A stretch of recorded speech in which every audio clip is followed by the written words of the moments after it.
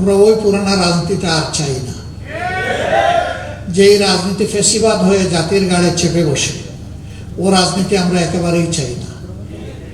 যে রাজনীতি নিরীহ মানুষের জীবন রক্ষার চাইতে মানুষকে খুনের রাজনীতি করে, আমরা সেই রাজনীতিতে আর ফিরে যেতে চাই না। আমরা দুর্নীতি এবং চাঁদাবাজিতে লিপ্ত যে রাজনীতি, সেই রাজনীতি আমরা আর দেখতে চাই না। আমরা সত্যিকার অর্থেই জন আকাঙ্ক্ষা এবং বিশেষভাবে আমাদের তরুণদের আকাঙ্ক্ষার বাংলাদেশটাই দেখতে চাই। সেই বাংলাদেশটা গড়ার জন্যই আমাদের এই অন্তর্ভুক্তিমূলক আয়োজন। আমরা কার্যত জুলাই বিপ্লবের যারা স্বীকৃতি দেন, ধারণ করেন, জুলাই বিপ্লবের মাধ্যমে নতুন বাংলাদেশ গড়ার স্বপ্ন দেখেন, সেই লোকগুলোই আমরা একত্রিত হয়েছি। আপনারা দোয়া করবেন। দেশবাসীর কাছে আমাদের অনুরোধ যে আপনারাও পরিবর্তন চান, আর আমরা সেই পরিবর্তন করার দায়িত্ব নিয়ে ময়দানে নেমেছি। কার্যত আপনাদের দেওয়া দায়িত্বই আমরা পালন করার জন্য সামনে এসেছি।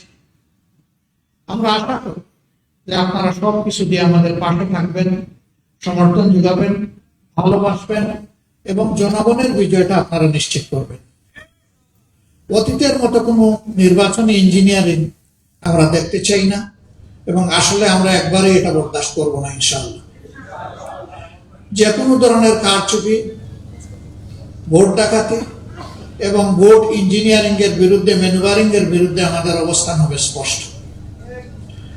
এদেশের যে যুব সমাজ তিনটা নির্বাচনে ভোট দেওয়ার বয়স হওয়া সত্ত্বেও একটা ভোটও দিতে পারল না, আমরা তাদের ভোটটা নিশ্চিত করতে চাই। যুব সমাজ, তোমাদের ভোট তোমরা দেওয়ার জন্য ভোট থেকে বের হয়ে আসবা এবং তোমাদের ভোটের হিসাব নিয়ে তোমরা ঘরে ফিরবা। আমরা তোমাদের সাথে থাকব ইনশাআল্লাহ। আজকে এই প্রত্যাশার আমাদের যে ঐক্যটি, সেই ঐক্য গঠনে বিভিন্নভাবে অনেকের বিশাল অবদান আছে। আমরা তাদের সকলের অবদানকে অত্যন্ত শ্রদ্ধার সাথে স্মরণ করি, বিশেষভাবে স্মরণ করি 47, 71, 24 সহ জাতির টার্নিং পয়েন্ট, জাতির জন্য যারা জীবন দিয়েছেন তাদেরকে, যারা লড়াই করে আহত হয়েছেন তাদেরকে, এবং যারা বিজয় ছিনিয়ে এনেছেন দফায় দফায় তাদেরকে। আমরা সকলের প্রতি শ্রদ্ধাশীল, আমরা সকলের প্রতি কৃতজ্ঞ, আমরা সকলের ঋণ পরিশোধ করতে চাই। একটা নতুন বাংলাদেশ গড়ার মাধ্যমেই ঋণ পরিশোধ করতে চাই,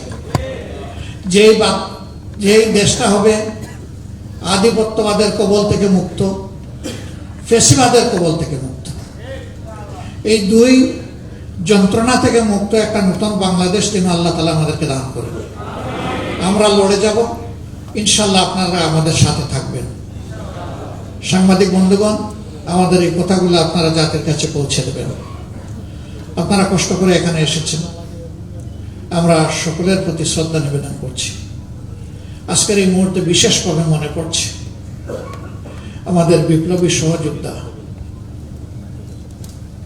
হাদির কথা, শরীফ উসমান বিন হাদির কথা। সে ছিল বাংলাদেশের জনগণের জীবন্ত কণ্ঠ। সে নিজেই ছিল একটা বিপ্লব, একটা বিপ্লবের আইকন। তাকে কারা হত্যা করেছে জনগণ তা বুঝে।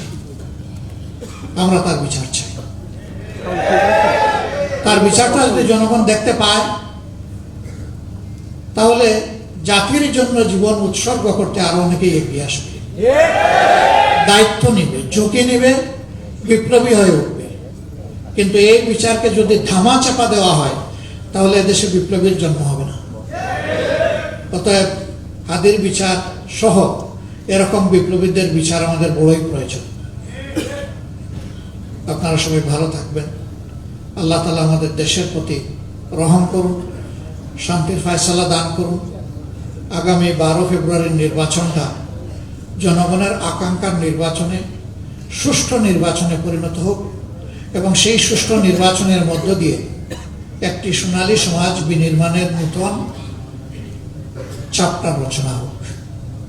এ পর্যায়ে আমি অনুরোধ করব দলগুলোর মধ্যে যে সমস্ত আসনে নিশ্চিতভাবে আমরা একমত হয়ে সবাই বন্ধন করেছি, এখানে কেউ কাউকে সিট দেয় নাই। আমরা সবাই বসে সমঝোতা এবং আলাপ আলোচনার ভিত্তিতে আমরা এই সিদ্ধান্ত নিয়েছি। আগেই বলা হয়েছে যে এই সিদ্ধান্তের পরে যাকে যেখানে দেওয়া হয়েছে তারা আমাদের 11 দলের এবং প্রত্যাশার দেশবাসীর ক্যান্ডিডেট।